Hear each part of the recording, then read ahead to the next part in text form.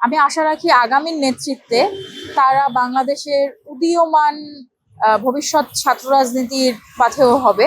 সবগুলো ক্যাম্পাসই রেগুলার স্টুডেন্টদের মধ্যে থেকে নেতৃত্ব বাছাই করা, এটা দলের জন্য চ্যালেঞ্জিং ছিল, কিন্তু এই চ্যালেঞ্জটা নেওয়ার কারণেই কিন্তু ছাত্র দলের টোটাল স্ট্রাকচারে অনেক পরিবর্তন এসেছে।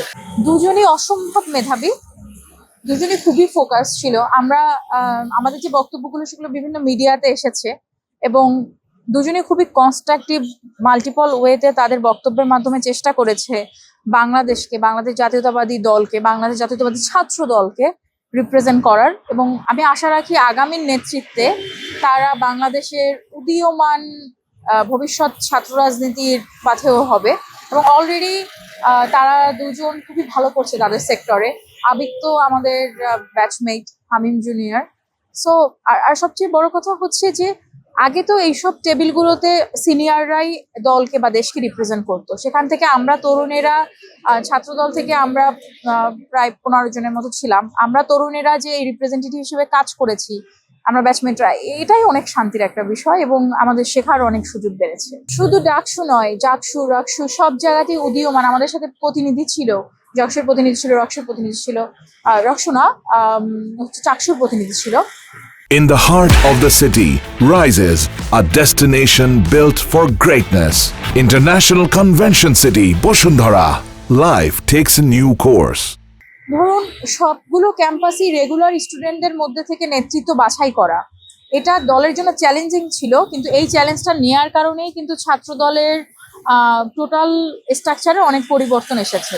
আবার আপনি ক্যাম্পাস ছাত্রদল এবং কেন্দ্রীয় ছাত্রদলের হিসাবটা অনেক ভিন্ন, কারণ কেন্দ্রীয় ছাত্রদলের দায়িত্বের জায়গাগুলো, ওয়ার্কিং স্পেসগুলো, এক্সপিরিয়েন্সের জায়গা, ক্যাম্পাস ছাত্রদলের দায়িত্বের জায়গা এবং ওয়ার্কিং স্কেডিউল সম্পূর্ণ ভিন্ন।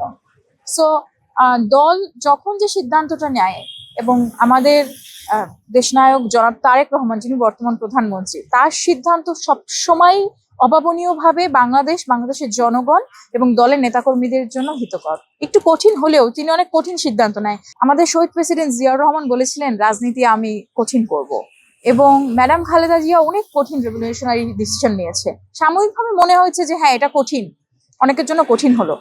5 তারিখের পরে আমরা যে রাজনীতি ক্যাম্পাসগুলোতে রাজনীতি করার সুযোগ পেয়েছি, সেখানে মেধাভিত্তিক চর্চা। আপনি দেখুন আজকে আমিনউরিন, রাজপথের জেল জুলুম, এই যে একটা রাজনীতি ছিল, আমরা তো সাধারণ মানুষের কাতারে ছিলাম না। আমাদের সাথে অমানবিক একটা পরিস্থিতি ছিল, নির্যাতিত হয়েছি, জেল খেটেছি। এই পরিবেশ থেকে 5 তারিখের পরে এখন আমরা বিভিন্ন পলিসি ফর্মগুলোতে কাজ করছি। এই যে চেঞ্জটা, এটা তো দল আমাদেরকে পজিটিভলি ইন্সপায়ার করেছে। আমি যে ফেলোশিপ পেয়েছি, এটা তো দলের জন্য পেয়েছি। ছাত্র দল আমাকে সুযোগ দিয়েছে যে এই জায়গাগুলোতে পাঠিয়েছে, কাজ করো, এবং আমিও আমার নিজের জায়গা থেকে এক্সপার্টিস ডেভেলপ করেছি, আবার কাজ করার সুযোগ পাচ্ছি।